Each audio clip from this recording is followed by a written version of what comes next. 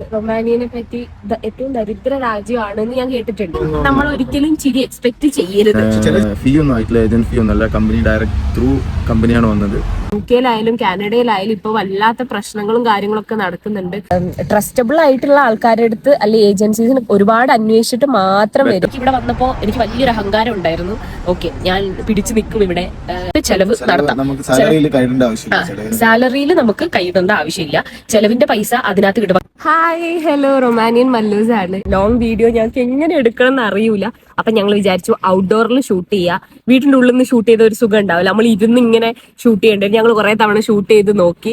അപ്പോ ഇന്ന് ഞങ്ങൾ ജസ്റ്റ് ഒരു ഇൻട്രോ മാത്രം. ഞങ്ങൾ ആരാണ്, ഞങ്ങൾ എന്താണ്, ഞങ്ങൾ ഇവിടെ എങ്ങനെ റൊമേനിയയിൽ എത്തി, എത്ര കാലമായിട്ട് റൊമേനിയയിലുണ്ട്, അതിനെ പറ്റിയൊക്കെ പറയുന്ന ഒരു ചെറിയൊരു വ്ളോഗാണ് ഞാൻ ഉദ്ദേശിക്കുന്നത്. അപ്പോ ആദ്യം തന്നെ ഞങ്ങൾ പരിചയപ്പെടുത്താം. എന്റെ പേര് നിരഞ്ജന എന്നാണ്. എന്റെ പേര് അമൽ. ആളാണ് ആദ്യം ഇവിടെ റൊമാനിയയിൽ എത്തിയത് കേട്ടോ. എങ്ങനെയാണെന്നൊക്കെ പറഞ്ഞു കൊടുത്തോളൂ. ഞാൻ 5 വർഷം റൊമാനിയയിൽ എത്തിയിട്ട് 2019 എത്തിയാണ് ഇവിടെ ഒരു എയറോസ്പേസ് കമ്പനിയിൽ പ്രൊഡക്ഷനിൽ ടീം ലീഡർ ആയിട്ട് വർക്ക് ചെയ്യുന്നു. ഇവളിപ്പോ വന്നിട്ട് ഞാൻ മാർച്ചിൽ വന്നിട്ടുള്ളൂ. മാർച്ചിൽ എത്തി. ഇപ്പോ അഞ്ച് മാസമായി, 5 മാസമാവുന്നു. അപ്പോ നമ്മള് ഇവിടെ റൊമാനിയയില് മാരാമുറസ് കൗണ്ടി, നമ്മുടെ നാട്ടിൽ ഈ ജില്ലകൾ പറയുന്ന പോലെ ഇവിടെ കൗണ്ടീസ് ആണ്. ഇപ്പൊ മാരാമുറസ് എന്നുള്ള കൗണ്ടിയില് ബയമാരെ എന്ന് പറഞ്ഞ സിറ്റിയാണ്. നമുക്ക് പ്രപ്പോസൽ വരുന്ന സമയത്ത് റൊമാനിയ എന്ന രാജ്യത്തിനെ പറ്റി എനിക്ക് വലിയ അറിവില്ലായിരുന്നു. ഞാൻ ഓൾറെഡി ഒരു വീഡിയോയിൽ പറഞ്ഞിട്ടുണ്ടായിരുന്നു. വലിയ അറിവില്ലായിരുന്നു ഇങ്ങോട്ട് വരുന്ന ടൈമില്. വരുന്ന ചാൻസ് കിട്ടിയപ്പോ കേറി പോന്നു. പിന്നെ ഞാൻ കേട്ടൊരു കാര്യം എന്ന് വെച്ചിട്ടുണ്ടെങ്കിൽ റൊമാനിയനെ പറ്റി ഏറ്റവും ദരിദ്ര രാജ്യമാണെന്ന് ഞാൻ കേട്ടിട്ടുണ്ട്. യൂറോപ്പിലെ ദരിദ്ര രാജ്യമാണ് എന്നുള്ളത് ഞാൻ ഓൾറെഡി കേട്ടൊരു സംഭവമാണ്. പക്ഷെ അതൊക്കെ പണ്ടായിരുന്നു. പിന്നെ ഈ പ്രപ്പോസൽ വന്ന സമയത്ത് എന്റെ വീട്ടുകാരായാലും അച്ഛനൊക്കെ യൂട്യൂബ് കാണുന്ന കൂട്ടത്തിലാണ്. അപ്പൊ യൂട്യൂബിൽ സഫാരി ചാനലിലൊക്കെ അതായത് SGKയുടെ വീഡിയോസ് ഒക്കെ കാണുന്ന ആളാണ്. അപ്പൊ SGKയുടെ വീഡിയോസിന്റെ അകത്ത് ദരിദ്ര രാജ്യമാണ്, പഴയ കാലത്തെ വണ്ടികളാണ്, മറ്റേ കാളവണ്ടി വരെ, കുതിരവണ്ടി വരെ ഉണ്ട് എന്നൊക്കെ പറഞ്ഞിട്ട് കുറെ സംഭവം ഉണ്ടായിരുന്നു. റൊമാനിയ വേണോ, ഈ പ്രപ്പോസൽ വേണോ എന്നൊക്കെ ഉള്ളൊരു ഡൗട്ട് ഉണ്ടായിരുന്നു. ബട്ട് ഇപ്പൊ നല്ല ഞാൻ പ്രതീക്ഷിച്ച പോലെ അല്ല കേട്ടോ ഈ രാജ്യം. നിങ്ങൾ എങ്ങനെ? വളരെ കാം ആൻഡ് ക്വയറ്റ് ആണ് റൊമാനിയ. ഞാന് 5 വർഷമായെങ്കിലും അതേപോലെ തന്നെ വേറെ വലിയ ചേഞ്ചസ് ഒന്നും ഇല്ല ഇവിടെ. പിന്നെ ഇത് ഒരു ബയമാരെ എന്ന് പറഞ്ഞ ടൗൺ ആണ് ഞങ്ങൾ നിൽക്കുന്നത്. അത്ര വലിയ ടൗൺ ഒന്നും അല്ല. പക്ഷെ ഇവിടെ ലൈഫ് വലിയ എക്സ്പെൻസീവ് അല്ല.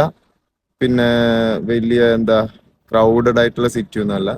അടിപൊളിയായിട്ട് ജീവിക്കാൻ പറ്റും. കാം ആൻഡ് ക്വയറ്റ് ആണ്. പിന്നെ എന്റെ ഫീൽഡ് എനിക്കിവിടെ കണ്ടിന്യൂ ചെയ്യാൻ അറിയില്ല. ഭാഷ പഠിച്ചാൽ എനിക്ക് കണ്ടിന്യൂ ചെയ്യാം. ഇപ്പൊ ഞാൻ വേറൊരു ഫീൽഡിലാണ് ഇപ്പൊ വർക്ക് ചെയ്യുന്നത്. എന്റെ വർക്കിംഗ് ഇതൊക്കെ ഞാൻ പിന്നെ പറഞ്ഞുതരാം. നിങ്ങൾക്ക് അറിയണമെങ്കിൽ ഞാൻ പറഞ്ഞുതരാം. ജോലി കിട്ടിയിട്ടുണ്ട്. ഇൻഷാല്ലാ കിട്ടിയത് കൊണ്ട് സമാധാനം. അല്ലെ ഞാൻ എന്താക്കുമായിരുന്നു എനിക്കൊരു ഐഡിയ ഇല്ല. ഞാൻ ബോറടിച്ച് ചത്തേനെ. പിന്നെ ഞാൻ ഈ ഷിഫ്റ്റിലാണ് വർക്ക് ചെയ്യുന്നത്. എനിക്ക് 3 ഷിഫ്റ്റ് ഉണ്ട് കമ്പനിയിൽ. അപ്പൊ ഇവള് അധിക ടൈം റൂമിൽ ഇങ്ങനെ ഒറ്റയ്ക്കിരിക്കേണ്ട ഒരു കിടക്കുണ്ടായിരുന്നു. ഞങ്ങള് പള്ളീന്റെ മുമ്പിൽ തന്നെയാണ് ഇരിക്കുന്നത്. ഞങ്ങളൊരു പള്ളിയുണ്ട് ഇവിടെ. ഇവിടെ ഫുള്ള് ചുറ്റും പള്ളിയുണ്ട്. ആ കാണുന്നത് ഒരു പള്ളിയാണ്, അവിടെ കാണുന്നത്. ബാക്കിൽ കാണുന്നത്. അപ്പോ ഞങ്ങള് ഫസ്റ്റ് ട്രൈ ആണ്. നിങ്ങളെ സപ്പോർട്ട് വേണം കേട്ടോ. നിങ്ങള് ആദ്യമായിട്ടാണ് നമ്മളുടെ ചാനൽ കാണുന്നതെങ്കിൽ ലൈക്ക് ചെയ്യാനും ഷെയർ ചെയ്യാനും സബ്സ്ക്രൈബ് ചെയ്യാനും മറക്കരുത്. റൊമാനിയയിലെ കൂടുതൽ വിശേഷങ്ങൾ അറിയാനും റൊമാനിയയിലെ ലൈഫ് എങ്ങനെയാണ്, ഞങ്ങൾ എങ്ങനെയാണ് അവിടെ ജീവിക്കുന്നത്, ഞങ്ങളുടെ ജോലി, ഇവിടുത്തെ കാര്യങ്ങൾ, ജോബ് വേക്കൻസീസ് ഉണ്ടെങ്കിൽ അല്ലെങ്കിൽ ഇവിടുത്തെ നിങ്ങൾക്ക് അറിയണമെങ്കിൽ നിങ്ങൾക്ക് നമ്മളടുത്ത് കമന്റ് ചെയ്യാം, അല്ലെങ്കിൽ ഡയറക്റ്റ് മെസ്സേജ് അയച്ചാലും മതി. അങ്ങനെ ഒരുപാട് പേര് കമന്റ് ഞങ്ങൾ ഷോർട്സ് മാത്രമേ ഇട്ടിട്ടുണ്ടായിരുന്നുള്ളൂ. കാരണം സമയം ഉണ്ടാവില്ല, ടൈം കിട്ടൂല. പിന്നെ അത് മാത്രമല്ല നമുക്ക് എന്താ ചെയ്യണ്ടേ, എങ്ങനെയാണ്, നമുക്കൊരു സ്റ്റാർട്ടിംഗ് ട്രബിൾ ഉണ്ട്. എന്റെ ഫീൽഡ് അല്ല, ഇവരുടെ ഫീൽഡ് അല്ല, ഞങ്ങൾക്ക് രണ്ടുപേർക്ക് എങ്ങനെയാണ് ക്യാമറ പിടിച്ചിരിക്കുന്നത് തന്നെ നല്ലൊരു ചടപ്പാണ്. ഫസ്റ്റ് ടൈം ആണല്ലോ ഇങ്ങനെ ക്യാമറയുടെ മുമ്പിൽ ഇരുന്നിട്ട് ഒരു വ്ളോഗ്, ഇങ്ങനെ ഒരു സംസാരം നടക്കുക നമുക്ക് അറിയില്ലായിരുന്നു. അപ്പൊ ഞങ്ങൾ രണ്ടും കൽപ്പിച്ച് ഞങ്ങൾ വീഡിയോ എടുക്കാണ്. അപ്പോ ഇവിടെ വന്നതിന്റെ എന്റെ ഒരു ഇത് പറഞ്ഞുതരാം, എന്റെ ഒരു എക്സ്പീരിയൻസ് അല്ലെ ഇത് പറഞ്ഞുതരാം. ഇവിടെ വന്നപ്പോ എനിക്ക് ആദ്യം തന്നെ ഭയങ്കര ലോൺലിനെസ് ഫീൽ ചെയ്തിട്ടുണ്ടായിരുന്നു. ആരുമില്ല, ഒന്നുമില്ല, എന്താക്കും, എന്ത് ചെയ്യും എന്നൊരു ഐഡിയ ഇല്ല. ഇവിടുത്തെ ആൾക്കാരെന്ന് പറഞ്ഞാൽ ഫ്രണ്ട്ലി ആണോന്ന് ചോദിച്ചാൽ പെട്ടെന്ന് അങ്ങോട്ട് അടുക്കൂല. പെട്ടെന്ന് നമ്മളെ കണ്ട അങ്ങനെ ചിരി ഫസ്റ്റ് ടൈം നമ്മൾ ഒരിക്കലും ചിരി എക്സ്പെക്ട് ചെയ്യരുത്. ചിലത് ശരിക്കും ഇവർക്ക് നമ്മളെ എവിടേക്കോ ഒരു ഇഷ്ടമുണ്ട്. അതെ കാരണം നമുക്ക് കുറച്ച് വില ഉണ്ട് കേട്ടോ. ഞാനിപ്പോ ഇന്ത്യ കുറച്ച് പോപ്പുലർ ആണ് ഇവരുടെ ഇടയിൽ. ഇന്ത്യ എവിടുന്നാണെന്ന് ചോദിക്കുമ്പോൾ നമ്മൾ ഇന്ത്യന്നാണെന്ന് പറയുമ്പോൾ ഇന്ത്യ എന്ന് പറയുന്നുണ്ട്. അത് ശരിക്കും ഒരു പ്രൗഡ് ആയിട്ടുള്ളൊരു സംഭവം തന്നെയാണ്. നമുക്കിങ്ങനെ ഒരു ഇന്ത്യ, കാരണം നമ്മൾ കേട്ടിട്ടുണ്ട് UK-യിലായാലും കാനഡയിലായാലും ഇപ്പൊ വല്ലാത്ത പ്രശ്നങ്ങളും കാര്യങ്ങളൊക്കെ നടക്കുന്നുണ്ട്. ഒരുപാട് പ്രശ്നങ്ങൾ നടക്കുന്നുണ്ട് എന്നല്ല. അപ്പൊ എനിക്കൊരു ടെൻഷൻ ഉണ്ടായിരുന്നു, അല്ലെ പുറത്തിറങ്ങുമ്പോ അവരെന്തായിരിക്കും മനസ്സിൽ വിചാരിക്കുക എന്നൊക്കെയുള്ള സ്വാഭാവികമായിട്ടുണ്ടാവും. പക്ഷെ ഇവിടെ അങ്ങനത്തെ പ്രശ്നങ്ങളോ ഒന്നുമില്ല. നല്ല രസമാണ് ഇവിടെ. പിന്നെ ഞങ്ങൾ ചൂസ് ചെയ്ത ഈ സിറ്റി വളരെ കാം ആൻഡ് ക്വയറ്റ് ആണ്. അത്യാവശ്യം അധികം വലിയ സിറ്റി ഒന്നും അല്ല. ഒരു മെയിൻ ഹോസ്പിറ്റൽ, ഒരു ഷോപ്പിംഗ് മാൾ, പിന്നെ അങ്ങനെ കുറച്ച് എല്ലാം അടുത്തടുത്ത് ഞങ്ങൾക്ക് കിട്ടിയിട്ടുണ്ട്. ഞങ്ങൾ ഒരു അത്യാവശ്യം സെന്ററിൽ തന്നെയാണ് നിൽക്കുന്നത് ഇവിടെ. അപ്പോ സമാധാനമാണ്. ആള് ഇവിടെ എങ്ങനെയാണ് ജോബിന് എത്തിപ്പെട്ടത് എന്നുള്ളത് ആള് തന്നെ പറയൂ കേട്ടോ.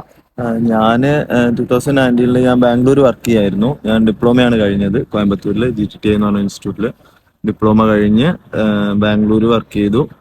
അങ്ങനെ ഒരു 3 വർഷം ബാംഗ്ലൂർ വർക്ക് ചെയ്തിട്ട് അവിടുന്ന് 2019 എനിക്കൊരു ഓഫർ ഇങ്ങനെ റൊമാനിയയിലേക്കുള്ള ഒരു കമ്പനിയിലേക്ക്, ഒരു എയറോസ്പേസ് കമ്പനിയിലേക്ക് ഒരു വേക്കൻസി ഉണ്ട് പറഞ്ഞിട്ടൊരു മെയിൽ വന്നു. ഒരു ഫ്രണ്ട് വഴിയാണ് എനിക്ക് അറിയുന്നത്. ഫ്രണ്ട് ഇങ്ങോട്ട് വന്നിട്ടില്ല, അവൻ എന്നെ വെച്ച് ടെസ്റ്റ് ചെയ്യാൻ വേണ്ടിയിട്ടായിരിക്കും, നീ പോയി നോക്ക് എന്നിട്ട് ബാക്കി പുറകിൽ നമ്മൾ വരാനുള്ള ഒരു ഇതിലായിരുന്നു പറഞ്ഞത്. അപ്പൊ ഞാൻ പിന്നെ വേറെ ആ ടൈമിൽ എങ്ങനെയെങ്കിലും ഒന്ന് ഇന്ത്യയിൽ നിന്ന് പുറത്ത് കടക്കണം എന്നുള്ള ഇതുകൊണ്ട് ഞാൻ പെട്ടെന്ന് തന്നെ പോയി അപ്ലൈ ചെയ്തു.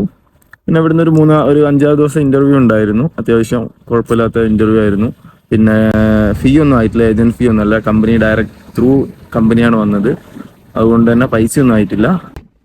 വരുന്ന ടൈമില് ആ കാര്യത്തിൽ ഭാഗ്യവാനാണ്. അവർ 5 പൈസ കൊടുക്കേണ്ടി വന്നിട്ടില്ല. എല്ലാ കാര്യങ്ങളും ഫ്രീ ആയിരുന്നു. ടിക്കറ്റ് ഇപ്പോഴും കമ്പനി നല്ലപോലെ സപ്പോർട്ട് ചെയ്യുന്നുണ്ട്. നല്ല കമ്പനിയാണ്.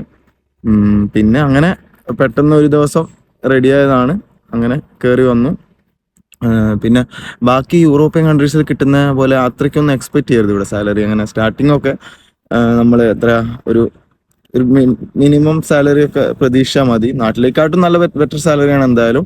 പക്ഷെ ബാക്കി യൂറോപ്യൻ കൺട്രീസിൽ ജർമ്മനി, ഫ്രാൻസ് അങ്ങനെ അവിടെ കൊടുക്കുന്ന പോലത്തെ സാലറി ഒന്നും ഇവിടെ കിട്ടാൻ ചാൻസ് ഇല്ല. പിന്നെ വേറൊരു മെയിൻ ആയിട്ടുള്ള ഒരു കാര്യം എന്ന് വെച്ചിട്ടുണ്ടെങ്കിൽ ഇപ്പൊ ഒരുപാട് പേര് ആദ്യം 2019 ഇവര് വരുന്ന സമയത്ത് അധികം ആൾക്കാർ എത്തിപ്പെട്ടിട്ടില്ല, അറിയപ്പെട്ടിട്ടില്ല ഈ സ്ഥലം.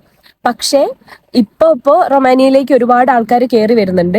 അപ്പൊ അതിനകത്ത് തന്നെ ചെറിയ വേജസിൽ, അതായത് ചെറിയ പണി, വളരെ കുറഞ്ഞ സാലറിയിൽ അൺസ്കിൽഡ് വർക്കിന് പക്ഷെ 5 ലക്ഷം 4 ലക്ഷം ഒക്കെ ഏജൻസി ഫീ കൊടുത്തിട്ട് വരുന്ന ആൾക്കാരുണ്ട്.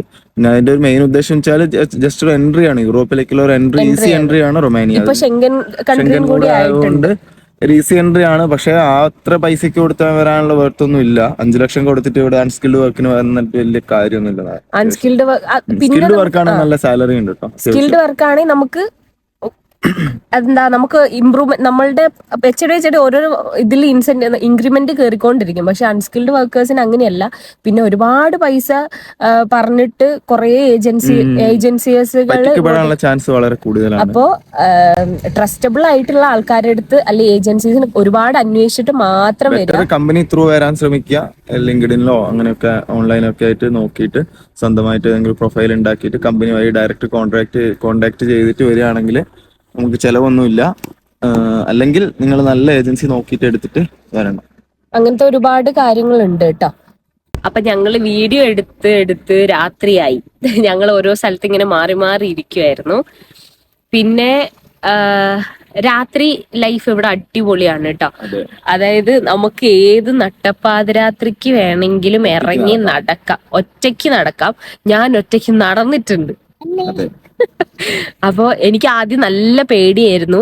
അതായത് ഇതിപ്പോ എന്തായിരിക്കും അവസ്ഥ, എനിക്ക് ശരിക്കും പേടിയായിരുന്നു. ഒറ്റയ്ക്ക് നടക്കുമ്പോ ഓപ്പോസിറ്റ് വരുന്ന ആൾക്കാർ കയറി പിടിക്കുക, അങ്ങനെ ഇങ്ങനെ.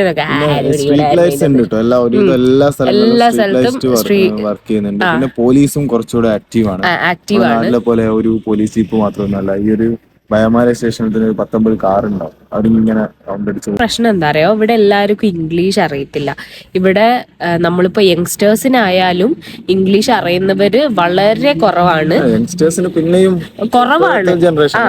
ഇപ്പൊ വരുന്നത് അവർക്ക് ഇപ്പൊ ചിലപ്പോ പഠിപ്പിക്കുന്നുണ്ടാവും. സെക്കൻഡ് ലാംഗ്വേജ് ആയിട്ട് ജർമ്മൻ ഉണ്ട്, ഇംഗ്ലീഷ് ഉണ്ട്, പിന്നെ വേറെ അതൊന്നും കൂടെ ഉണ്ട്. അപ്പൊ ഇവര് ജർമ്മനാണ് അവര് ചൂസ് ചെയ്യുക. ബിക്കോസ് അവര് പുറത്തേക്ക് ജർമ്മനിയിലേക്കൊക്കെയാണ് ഇവർ ഇവിടുന്ന് മൂവ് ചെയ്ത് പോകുന്നത്. ഇപ്പോഴത്തെ ഒരു ജനറേഷൻ ഒക്കെ പിന്നെ ഇംഗ്ലീഷ് സംസാരിക്കുന്നുണ്ട്. കുഴപ്പമില്ല എന്നേ പറയാൻ വേണ്ടിയിട്ട് പറ്റുള്ളൂ. കാരണം എനിക്ക് ഇവിടെ വന്നപ്പോ എനിക്ക് വലിയൊരു അഹങ്കാരം ഉണ്ടായിരുന്നു.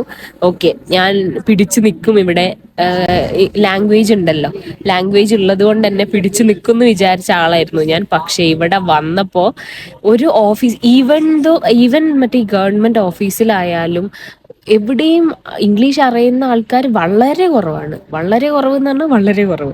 അപ്പൊ നമ്മൾ ആദ്യം അങ്ങോട്ട് ചോദിക്കണം, ഡു യു സ്പീക്ക് ഇംഗ്ലീഷ് എന്ന് ചോദിച്ചാൽ അവര് യെസ് എന്ന് പറഞ്ഞാൽ നമുക്ക് സമാധാനം. അല്ലെങ്കിൽ നമ്മൾ എന്ത് ചെയ്യും, ഫോണിൽ ഗൂഗിൾ ട്രാൻസ്ലേറ്റർ ഓൺ ചെയ്തിട്ട് നമ്മൾ ചോദിക്കേണ്ട കാര്യങ്ങളൊക്കെ അല്ലെ. ഇവനെ ഉറക്കപ്പിച്ചിലാണ്, ഞാൻ ഇവനെ കുത്തി എഴുന്നേപ്പിച്ചിട്ട് വന്നതാണ്, ഉറക്കത്തുനിന്ന് എഴുന്നേറ്റ് വന്നതാണ്. അപ്പോ അങ്ങനെയൊക്കെയാണ് ഇവിടെ സംഭവങ്ങൾ കേട്ടോ. പിന്നെ ഇവിടെ റൊമാനിയയിൽ മാത്രമാണോ എന്ന് എനിക്കറിയില്ല. നമ്മളിപ്പോ ജോബിന് വരുവാണെങ്കിൽ തന്നെ ഇവിടെ ഒരു പ്ലസ് പോയിന്റ്, അതായത് സ്കിൽഡ് വർക്കേഴ്സിന് മാത്രമല്ലേ ഉള്ളത് മറ്റേ മീൽ ടിക്കറ്റ്. ഒരുവിധം കമ്പനികളിൽ വർക്ക് ചെയ്യുന്ന ആൾക്കാർക്കൊക്കെ ആൾക്കാർക്കൊക്കെ മീൽ ടിക്കറ്റ് പ്രൊവൈഡ് ചെയ്യുന്നുണ്ട്. മീൽ ടിക്കറ്റ് എന്ന് പറഞ്ഞാൽ പെർ ഡേ ഇറ്റ് ഡിപ്പെൻസ് ആണ്. ഇവരുടെ കമ്പനിയിൽ പെർ ഡേ 40 ലേ, അതായത് നാട്ടിലെ 650 രൂപ കിട്ടുന്നുണ്ട്. എന്റേത് എത്രയാ, 30 ലേ എങ്ങാനേ കിട്ടുന്നുള്ളൂ, 30 ലേ ആണ് കിട്ടുന്നത്. അപ്പോൾ അതൊരു വലിയൊരു സപ്പോർട്ടാണ്. കാരണം നമുക്ക് ആ ഒരു ഇതിനകത്ത് ചെലവ് നടത്താം. സാലറിയിൽ നമുക്ക് കൈയിടേണ്ട ആവശ്യമില്ല, ചെലവിന്റെ പൈസ അതിനകത്ത് കിട്ടും. പക്ഷെ നമ്മളെ എങ്ങനെയായാലും എന്തെങ്കിലുമൊക്കെ അധിക ചെലവ് ഉണ്ടാവും. അധിക ചെലവായതുകൊണ്ട് തന്നെ നമ്മളുടെ സാലറിയിൽ നമ്മൾ കൈയിടുന്നുണ്ട്. ഇനിയെങ്കിലും ഫാമിലി ആയതുകൊണ്ട് ഞാൻ ആ നിർത്തുകയും ചെയ്യും. പിന്നെ കുറച്ചുകൂടെ മതിയായിരുന്നു. ഞാൻ വന്നതുകൊണ്ടായിരിക്കും. ഞാൻ ഫാമിലി വന്നാല്, പിന്നെ ചില ആൾക്കാർക്ക് ഒരു വിചാരമുണ്ട്, ഫാമിലി വന്നാല് നമ്മളങ്ങോട്ട് ഫുള്ള് ചെലവായിരിക്കും, അങ്ങനെയായിരിക്കും. ഉണ്ട്, ചെലവുണ്ട്, അപ്പാർട്ട്മെന്റിന്റെ ഇത് അങ്ങനെ അല്ലറ ചില്ലറ ചെലവുകളൊക്കെ ഉണ്ടാവും. ബട്ട് സ്റ്റിൽ നല്ല സുഖമല്ലേ, ഒറ്റയ്ക്ക് ജീവിക്കുന്നതിനെക്കാളും നല്ലല്ലേ ഫാമിലി ആയിട്ട് വരുന്നത്. അപ്പോ ഒരു രസമുണ്ട്.